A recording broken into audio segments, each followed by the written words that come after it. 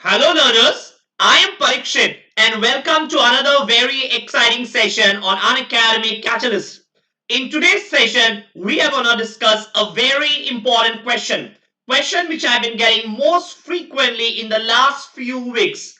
I'm not faring well in my mocks, what should I do? What is that? That is that because of which I'm not able to do well in spite of putting so many hours of study every day. That's what I'm going to answer today. You got to make sure that you got this prerequisites correct before you actually start attempting the mocks. So let's get started with this very important session.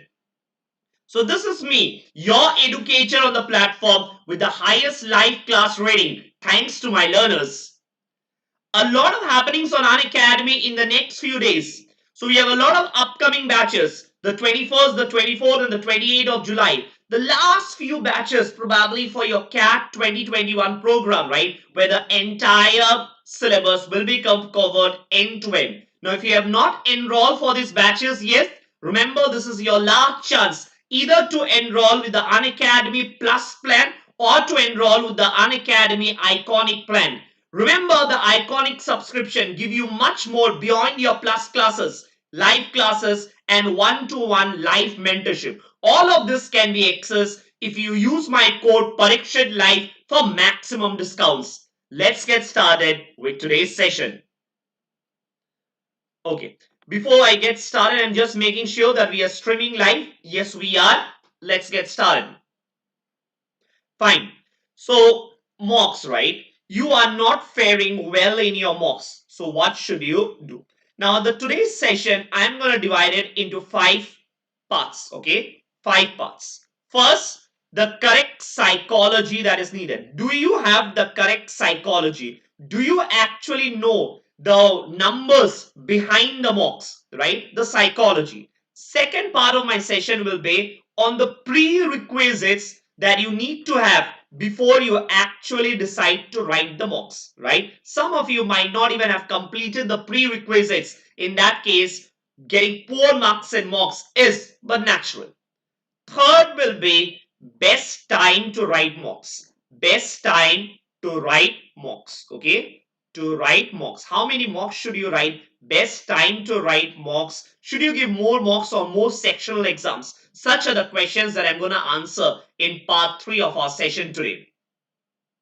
Next part of the discussion will be how to attempt mocks. How to attempt mocks. Correct? How to attempt mocks. And then the last part of our session will be how to analyze mocks. How to analyze mocks. So 5 very important points to discuss today. How to analyze mocks. And it's very essential that one has a broad understanding of all these 5 subparts, right? Only then you go on and get that 99 percentile that you have been dreaming of since the time you started writing your mocks. Yes? Okay.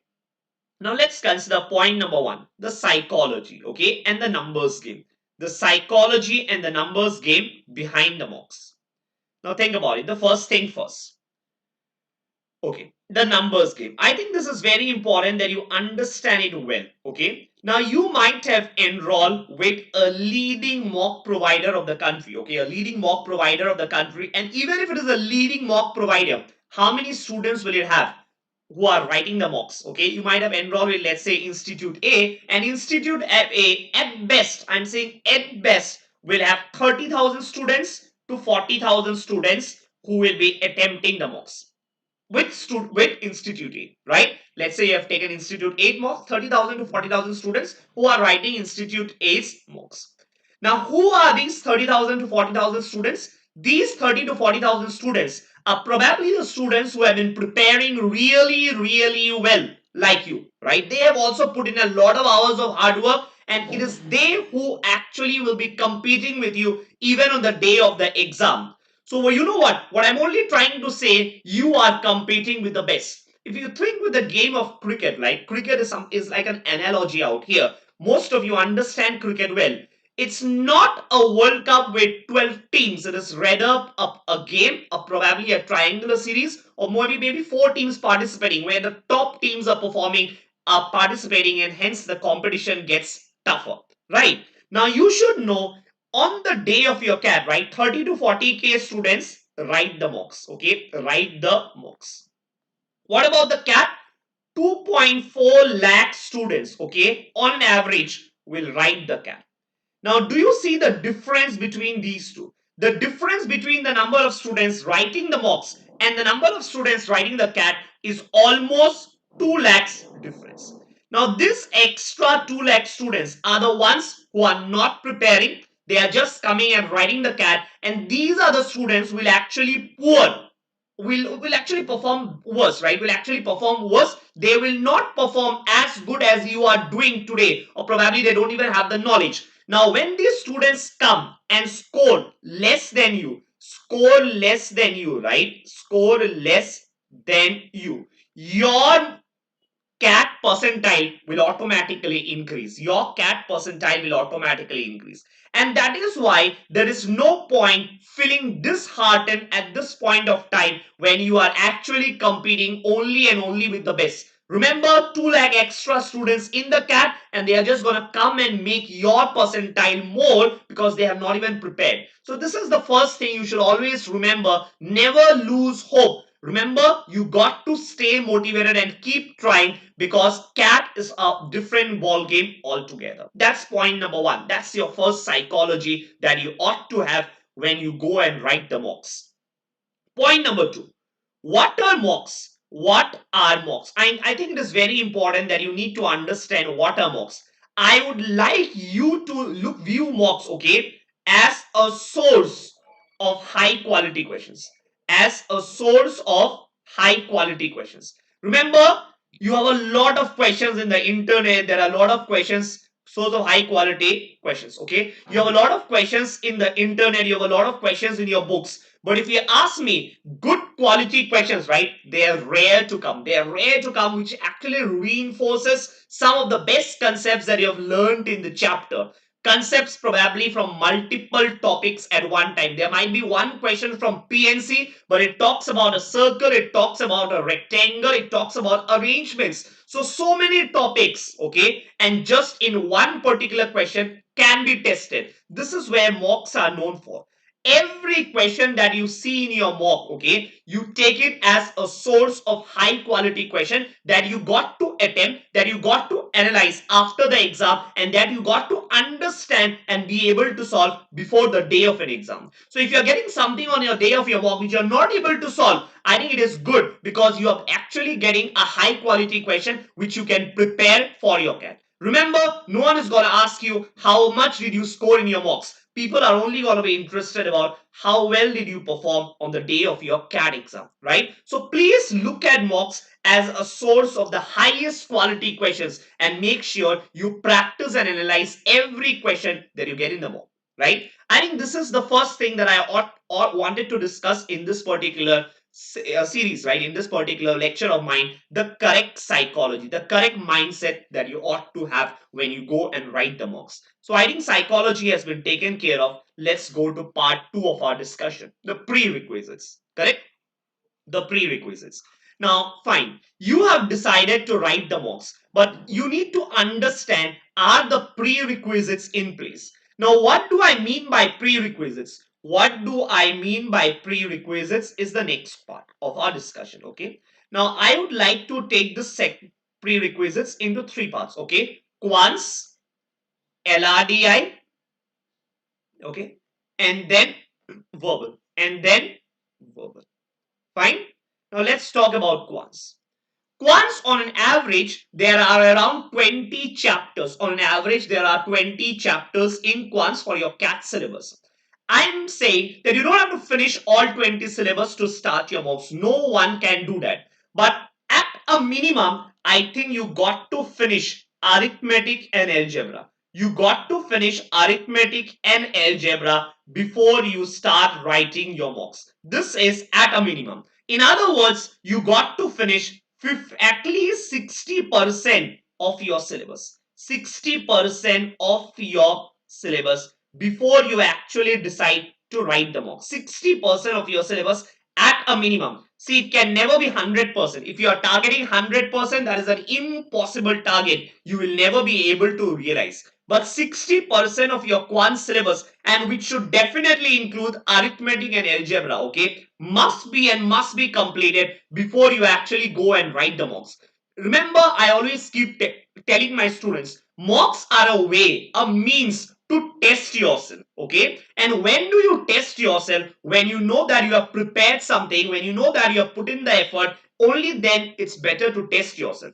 If you have just started your preparation, let's say 1 month before, or if you have not even done arithmetic and algebra, there is no point writing the mocks, okay? There is absolutely no point writing the mocks unless you have done your homework. Homework is essential, and only then you got to test yourself. What about LRDI? I think LRDI, it would be very difficult to classify topic wise, right? Topic wise would be very difficult to classify. But what you should definitely do is you should have definitely solved at a minimum 100 high quality sets. High quality sets.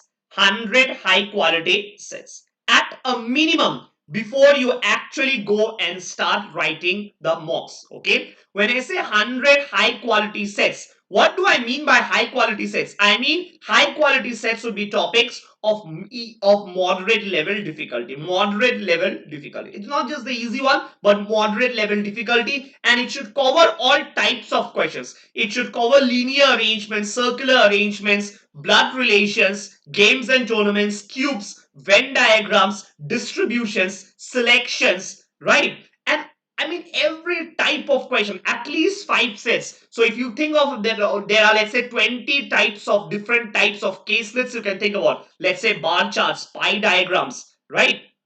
Let's say scatter plots, all of it minimum 5 sets. So I would say 5 sets of each category. 5 sets of each category. If you have never done games and tournaments before in your preparation, and if you see a games and tournaments question in your mocks directly, obviously you will not be able to solve it. There is no point getting disheartened. There is no point feeling sad. There is no point feeling demotivated and frustrated that I've not been able to do. How will you be able to do? We do a reality check. Did you actually do the homework? Have you actually tried a few games and tournaments case lists all by yourself before you thought that you can actually attempt it in the mocks? So try to solve at least 100 high quality LRDI sets, which should be of at least 5 sets of each category. So that way you would have covered at least 20 topics.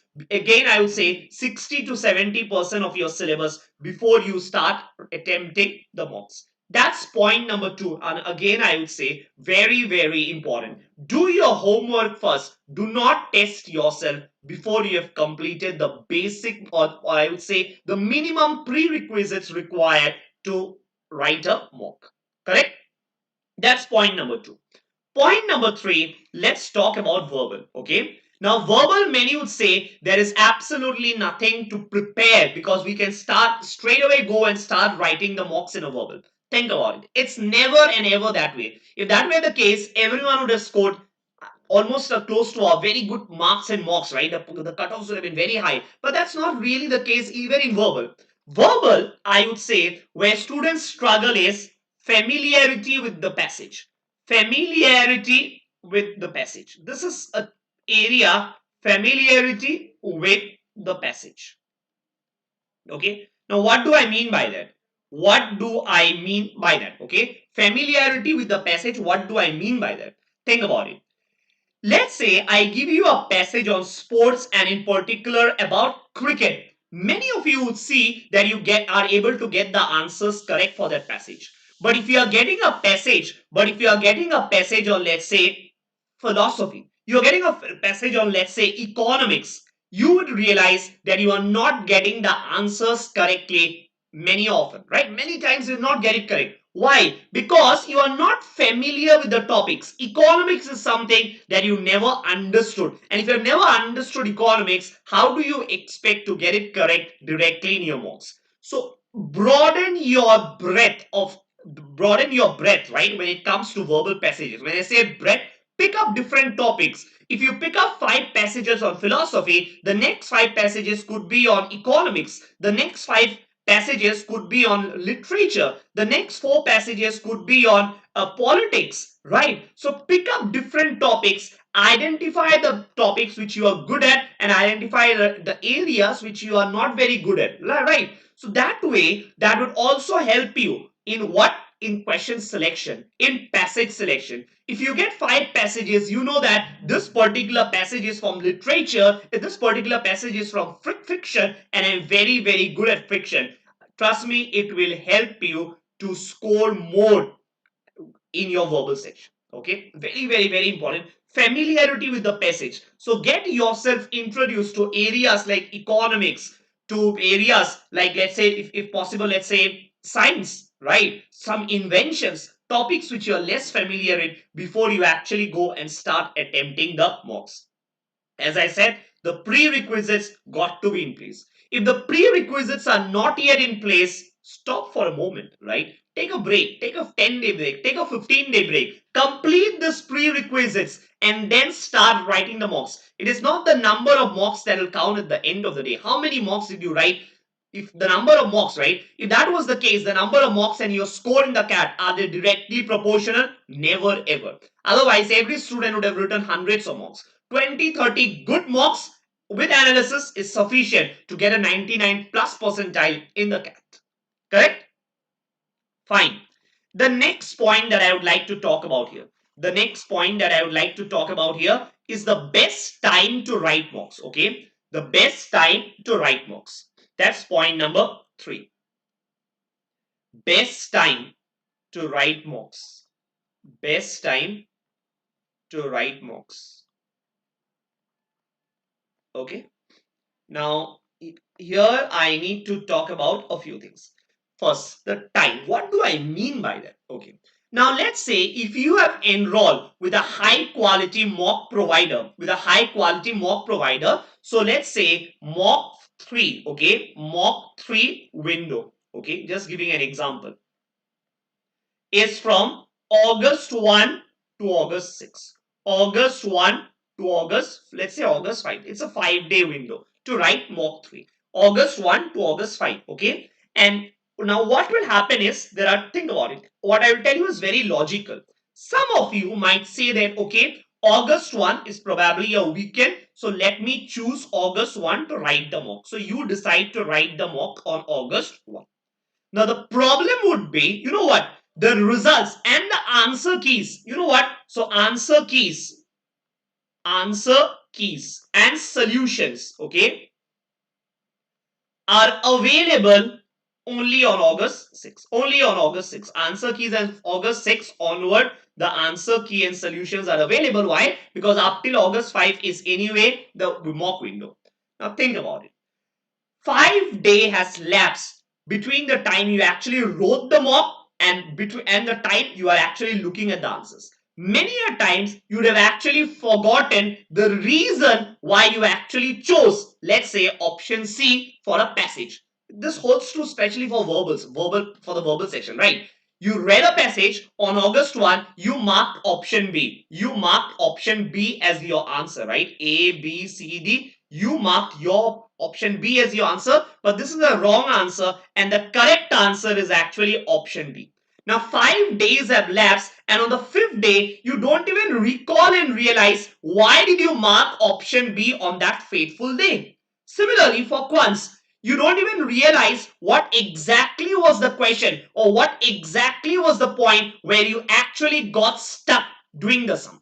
So I would say do not attempt the mock on the first day of the window. If possible, the best time to attempt the mocks is the last window date, last day of the window. Why do I say last day? Think about it. There are students who would have written the mock on the last window date, right? August 5. You know what? The best part is within 24 hours, in less than 24 hours, such a student would be analyzing the mock. And when you analyze it within 24 hours, things are fresh in your mind. You know what exactly were the questions. You know where exactly was the point where you actually got stuck during the mock. You know exactly why did you mark option C for the author's tone, because it is very fresh in your mind, and at that time when you actually look at the solution, read the answer, you are better able to analyze why and how did you go wrong rather than if you would have written the mock 5 days before. So try to take the mock on the last day of the window, so that you can immediately view the answer key and solutions within the next few hours. Trust me, this helps. Scientifically, this has been proved that this actually helps. Now then, why does no one tell you this? Because just imagine if every student starts booking their slots on August 5, there will be no slots available. So no one will tell you that to book their slots on the last day, right? But if you are smart enough, definitely book your slots on the last day of the mock, because that way the analysis can be more effective.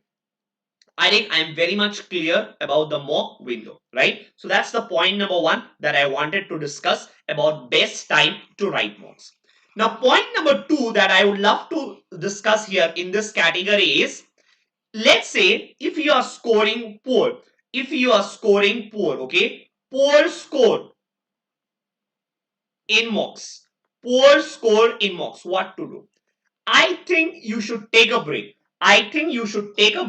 If, especially if you have given 4 to 5 mocks. Let's say poor score in mocks, and how many mocks did you give? You already gave 4 to 5 mocks. Okay, and the scores have been more or less consistent. They have not increased, and you are not very satisfied even after 5 mocks. I think it's time to take a break. Work backwards. How do you work backwards here? Okay, I must say, after this 4 5 mocks, you must have realized certain areas which you need to work upon. I think that is the least that I can expect from a student. You realize that you have never got the geometry questions correct in this 4 5 mocks. It's time to go back to the basics. Go back to basics. Take a break from the mocks, go back to basics. Okay, now once you do, let's say, geometry basics, once you do the geometry class questions once again, geometry book questions once again, try to solve it once again. And once you are done with that, please do not go to the mocks again. The next step, this I would say, is step 1, go back to the basics. What will be step 2? Sectional test. Okay, do not start writing the mocks immediately. Spend some time giving a few sectional tests on geometry, especially if you have fared poor in geometry. How many sectional tests? Try to give at least five sectional tests on geometry before you actually start resuming your mocks again. When you give the sectional test, when you actually give the sectional test, point one, you get some of the important theorems which are required from the perspective of your exam. You get some questions which have been appearing from in the previous year papers, and hence you would be more confident when you start writing the mocks again, rather than going to the mocks directly after having solved class notes. So take a pause from the mocks, especially if you have done poorly, not doing great. Take a break, go back to the basics, attempt a few sectional exams. Could be arithmetic, could be algebra, or you can do it section wise. Today you do arithmetic 2 mocks, tomorrow algebra 2 sectional, third day geometry mock 3 sectional tests. Give it this way, take a break of 7 days, 8 days, follow this practice, and probably 2 weeks later you can start writing the mocks. You can take it from me, guaranteed there will be improvement in your performance when you do that, right? Because what happens when you give your sectional test, you understand how much you have actually understood from the chapter. You understand what are the important areas that are being tested over and over again. You understand that there are 2 theorems. You know what? Every sectional test had got questions from this 2 theorem. So you know that next time you go back, you are doing your basics, you got to focus more on those areas, because these are the areas where the questions actually come in the exam, right? So very, very, very, very important. So I think that's point number 3 in my discussion. Best time to write the mocks. Now, point number 4 and point number 5, I think, are the most important areas in our discussion today. Okay. Point number 4, how to attempt mocks. How to attempt mocks. Okay. How to attempt mocks. Now, again, a very important area of discussion. And again, I would say I'm going to divide it into 3 parts. Quants, okay, LRDI and verbal. Okay. Now, when you are going to attempt the mocks, you already know where you stand. Probably today as I speak, you stand at a 60th percentile, and you are very disappointed.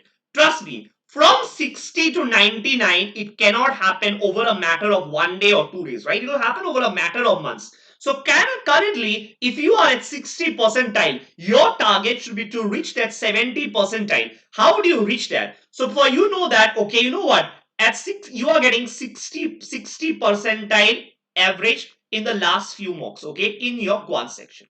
So 60 percentile, let's say, approximately translates to 6 questions. Approximately translates to, let's say this is just a number, 6 questions. So now next time you are attempting a mock, you should be targeting, you know what, the target should be 70 percentile. Next mock, the target should be 70 percentile, and from 6 you would love to jump to 9 questions, or for that matter 10 questions correct. 9 questions or 10 questions correct. This should be your target. Try to have incremental targets rather than trying to score a double century immediately in the next match when you have fared very poorly in the last 5 matches. Correct? Now, how do you go from 6 to 9? It's not difficult. Divide your quants paper into, I would say, 3 parts, into 3 time slots. First 20 minutes, 1 to 20 minutes, okay, then 21 to 30 minutes, and then I would say 31 to 40 minutes.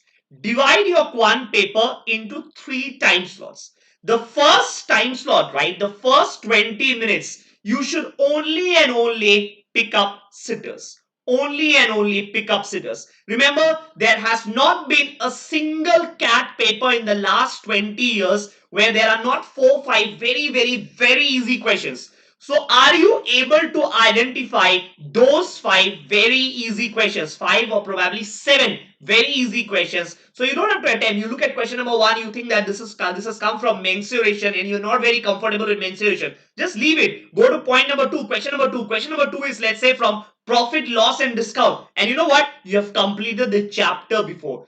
Spend some time on this question. It's all about picking out of 20, in the first 20 minutes, am I able to pick up, let's say, 5 questions? Let's not have a very big target at the start. Am I able to pick up at least 5 questions and solve it correctly in the first 20 minutes? I think if you scan the paper nicely, thoroughly, okay, out of the 25 odd questions in quants, getting 5 questions correct is a baby's game. I think anyone can do it, provided you have studied enough, provided you know, let's say, some of the easy topics. Let's say trigonometry, it's such an easy topic. Let's say indices, let's say logarithms. If you have done the chapters, you definitely got those 1 or 2 questions and which are going to be very easy, and you got to get them correct.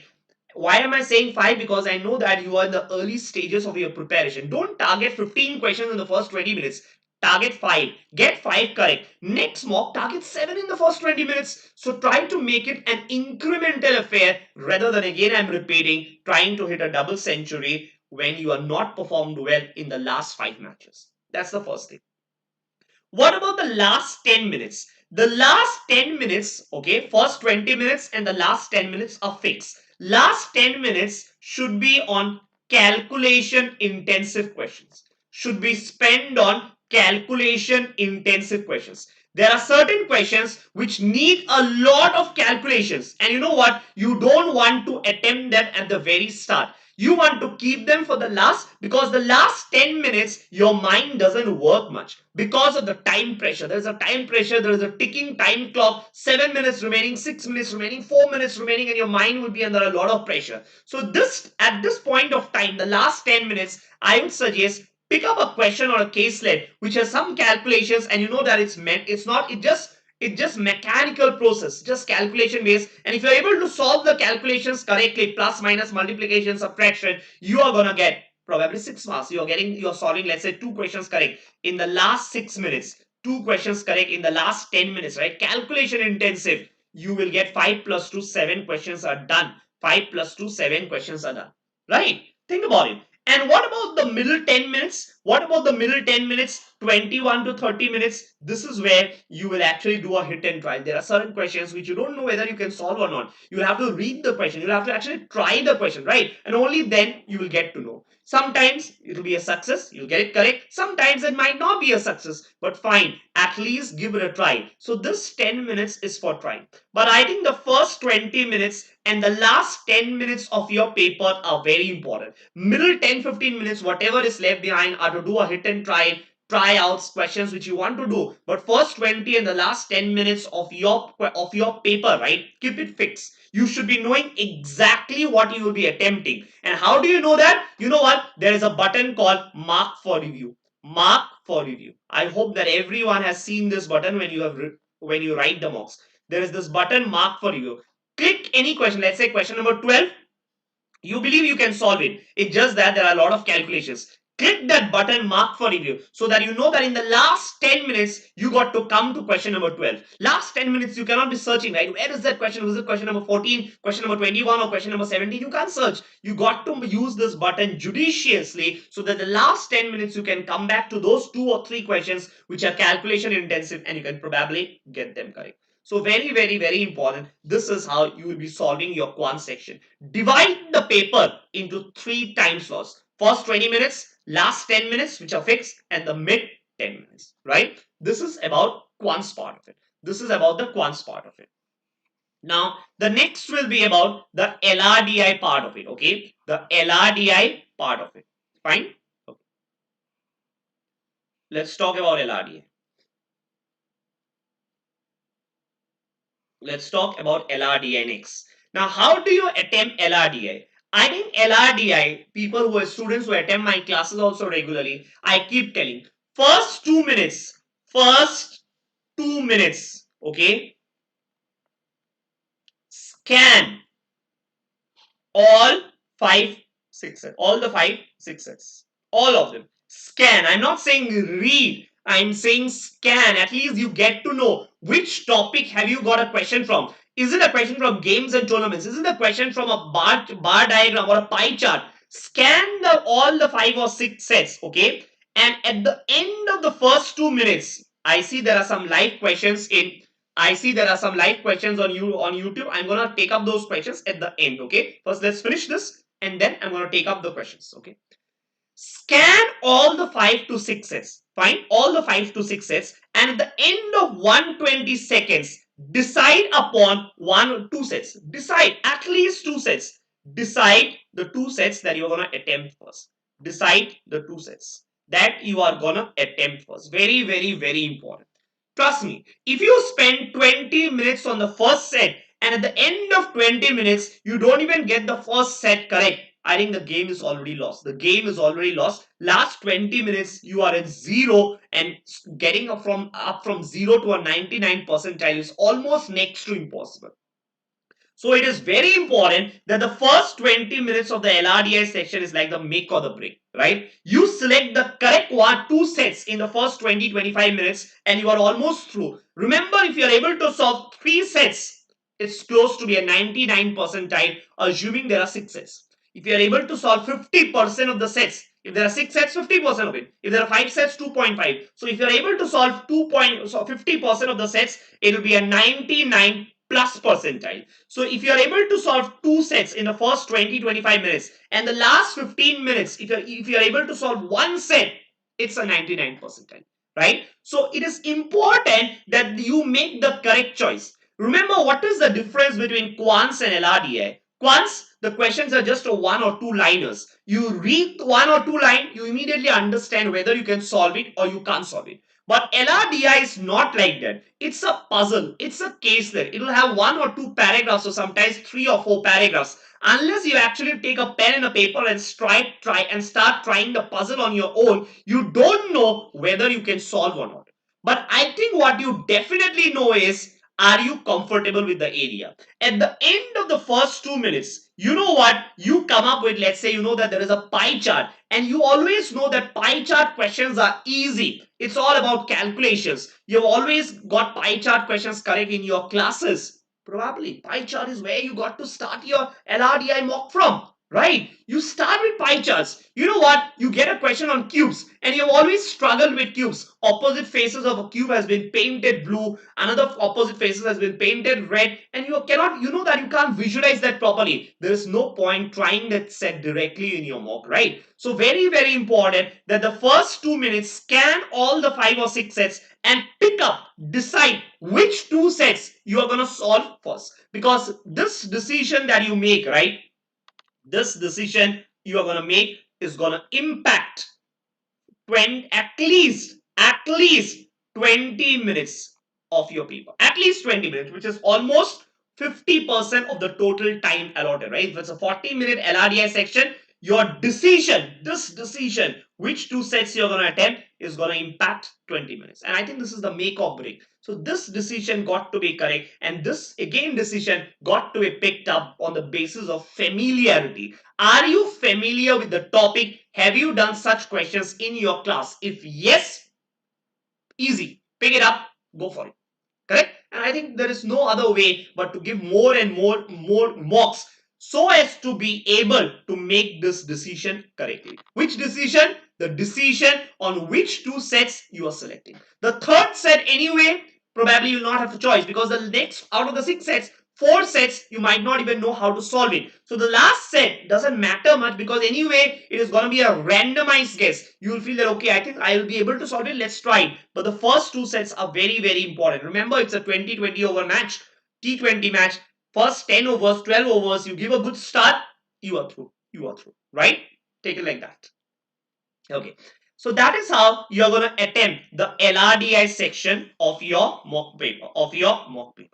The next part is verbal. Now, verbal, I think it's all boils down to RCs. Verbal, it all boils down to RCs. Now, I know that there are students and there are 2 schools of thought whether to read the RC questions first, whether if questions first. If questions first, this is one way of going through an RC. I first read the questions and then I read the passage. The other way is if passage first. If passage, I should read first. I always believe that this second method is more effective and the first method is not very effective.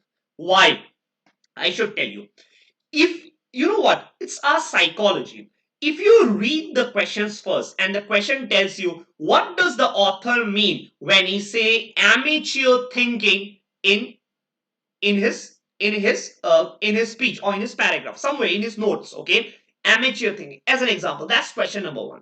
Now what will happen when you actually read the passage? Your brain is not focused on understanding the theme behind the passage. Rather, what it is focused on is looking at the word amateur thinking. So it's just scanning the passage, trying to find out the word amateur thinking so that it is able to solve the question, because it knows that the question has come from amateur thinking. What has happened in the process is you have missed the main theme behind the passage. You have missed the author's way of writing. You have missed what the author is trying to convey because your brain is focused on completely something else, on trying to find some word, right? So don't do that. Let your brain focus on understanding the passage, the main theme behind the passage. Probably the author is being critical. Probably the author is being humorous. Probably the author has a satirical tone, right? So try to understand the passage, the theme behind the passage, the idea behind the passage, and only then read the questions. I would say this is very, very, very helpful for the CAT. This is very helpful for your CAT. What about IIFT? Exams like IIFT? Questions first. In exams like IIFT, you should definitely read the questions first in the passage. Why? Because in exams like IIFT, it is data-based questions. It is not inference-based. It is mostly data-based. Something which is already there, they're asking you. Passages are long, time is less. So you first read the questions and then look for the answer in the passage in an IIFT exam. But CAT, mostly it's inference based questions, and hence it's more important to understand the passage first, then read the question so that your brain is not is not constrained, okay, on finding out something which is there only in the questions and missing on the big picture, on missing the big picture. That's point number one in an RC. Second thing is, please look at your accuracy. Please look at accuracy. Now, I will talk about more when you analyze the mocks, right? But accuracy, I think, plays a very, very important role in your verbal. Many a times I see students telling me, sir, I attempted only 12 questions in LRDI, 10 questions in quants, but verbal 100%. 100% you attempted in verbal. But why? Because it's no, you know what, it's very tempting to attempt verbal. You feel that, okay, I think this is correct, and you feel that, okay, let's mark this. But focus on accuracy, right? It's not about attempting 100% and having a 50% accuracy. Rather, you attempt probably 16 questions but have a 95% accuracy. That what will fetch you a good percentile, not attempting 100% questions and ending up with a 70% accuracy, right? So please focus on accuracy, and accuracy can be focused on only if you solve more and more and more questions in your practice papers. I didn't give more sectional text in verbal because it would make sense every time. Rather than giving a mock exam, right, you might just go back and attempt a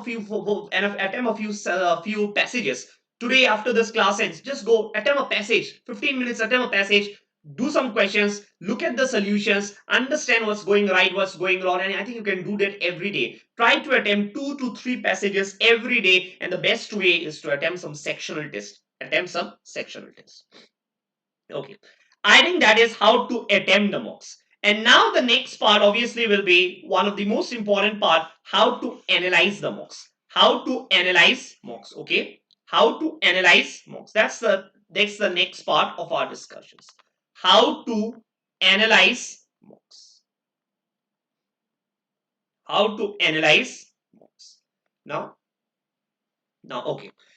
Now, I think if you have given the mocks for 3 hours, right? Writing mocks, okay, is the easy part.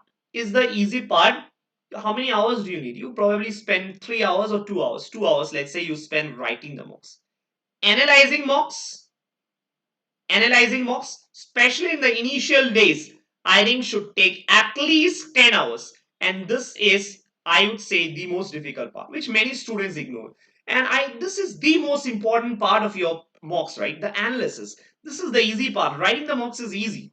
You don't have to do anything on it. You score less, doesn't matter. But I think what is important and what will help you to improve is this 10 hours of analysis that you do for every mock. Okay. Once the mocks have ended, what you do not look at the solution. Without any time limit, try to attempt the remaining questions. Don't bother about the time limit. Try to spend some more time attempting those passages which you did not attempt, attempting those questions which you did not attempt, and probably there are some questions which you got it difficult, you got stuck in between. Try them once again. Only after the all of it has ended, go and open the analysis of mocks. The first thing you do when you analyze the mocks is obviously you look at the percentile. You will see whether sectional cutoffs have been cleared. If sectional clear, cutoffs clear. That's very, very, very important. So if sectional cutoffs cleared, right? Why? Because you might end up with a 99 percentile, but if you're scoring only, let's say, 75 percentile in your quants, you will not get IIM calls, irrespective of the fact that the overall percentile is 99, right? Now, once you look at the sectional cutoffs, right? Now, once you look at the questions, every good mock will have an analysis which will classify the questions into 3 categories. Easy, moderate, difficult. Every good mock will have a table like this. They will mention easy questions as, let's say, question number 7, 9, 13, dot, dot, dot. Moderate as, let's say, 1, 5, 10, dot, dot, dot. Difficult as, let's say, 20, 22, dot, dot, dot, like this. What you got to do first is focus on these easy questions to start with. There must be around 7 to 8 easy questions.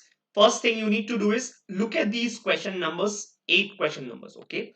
And then you go back. The first thing that you need to look at is, did you attempt these 8 easy questions?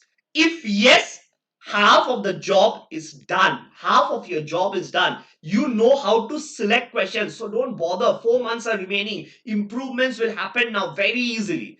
But if you think that there were 8 questions which the experts have marked as easy, and you know what? You only attempted 2 of them. The remaining 6, you found it difficult or you did not have the time to go through it.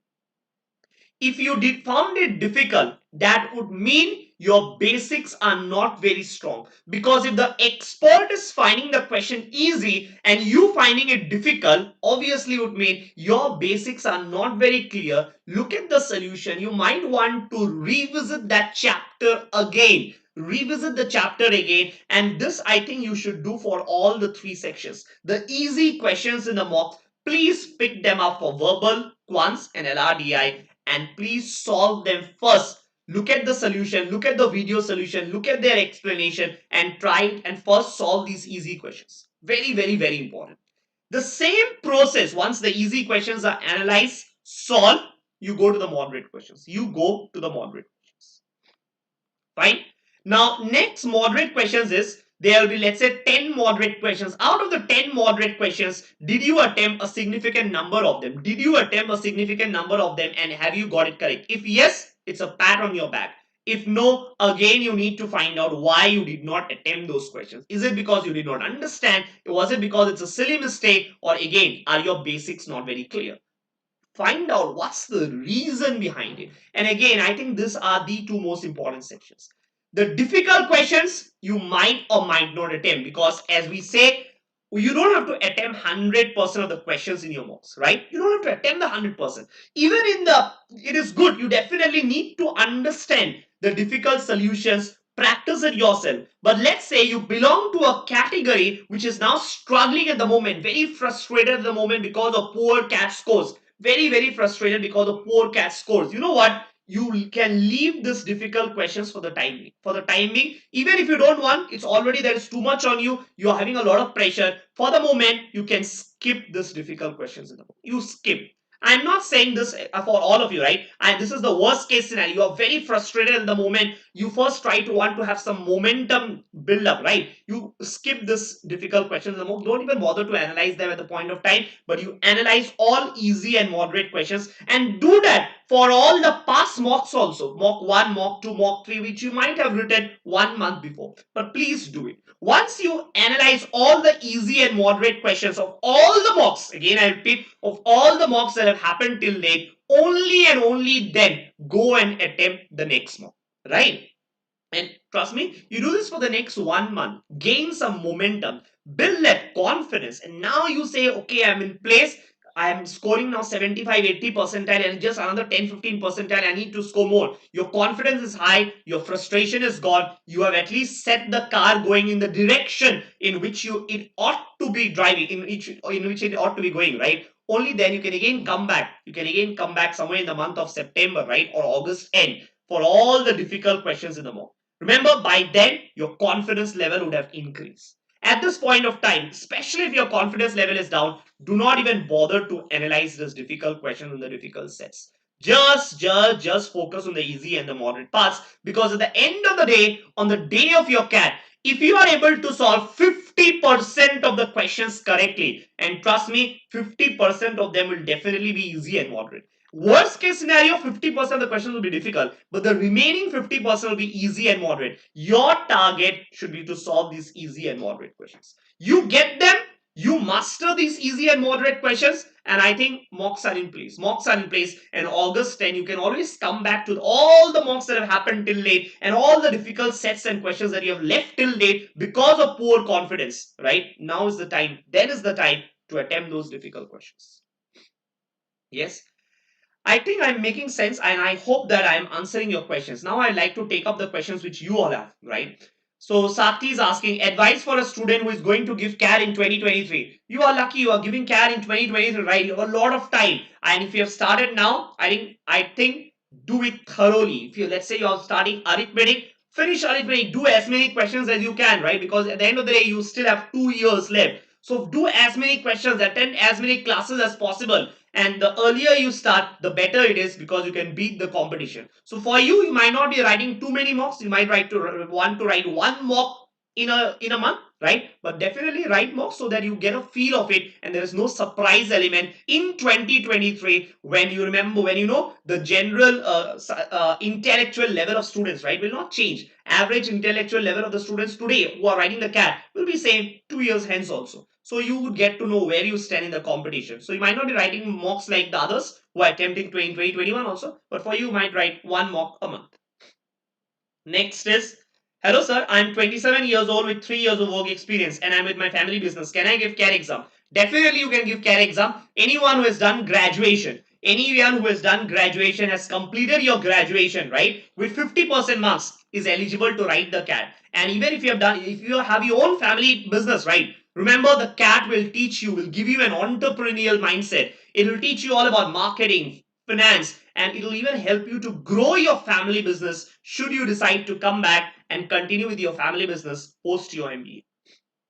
Next is, sir, I'm 3 months into the CAT preparation. Last mock I had 67 percentile. Is it okay or I need to buckle up? You definitely need to buckle up till the time you get 90 plus, right? Till the time you get 90 plus. At the end of the day, 90 plus is your target. Why am I not saying 99? Because if you get 90 plus in your mocks, high chances are there that you'll be 99 plus in your CAT. So your target should be to score 90 plus, and it's definitely time to buckle up for the simple reason. I think we have around how many? 15 weeks left.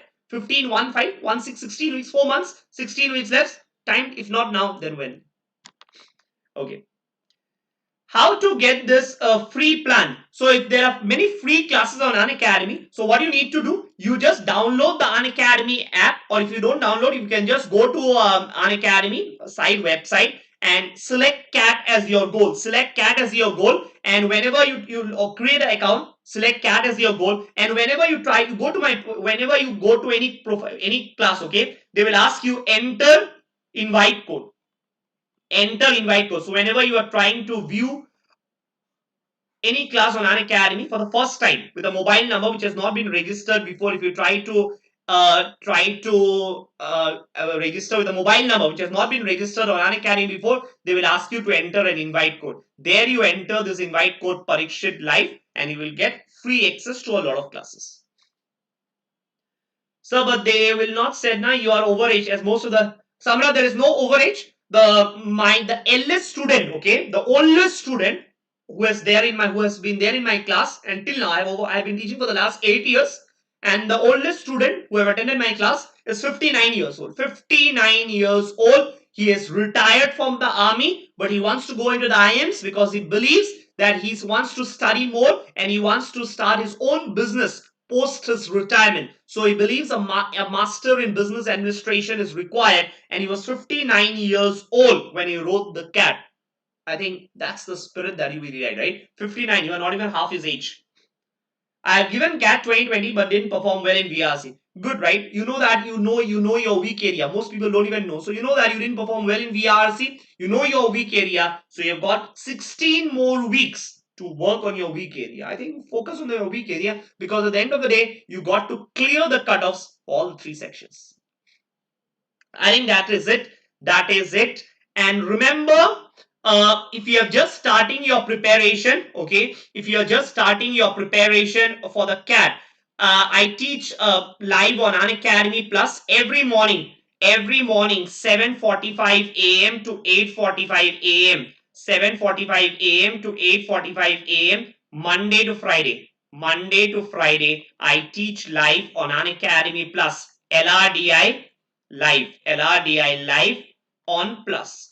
Now, the good part is this will continue till your CAT. This will continue till your CAT, everyday live classes. And in addition to the live classes, I give you over 200 hours of video materials. Over 200 hours of video materials.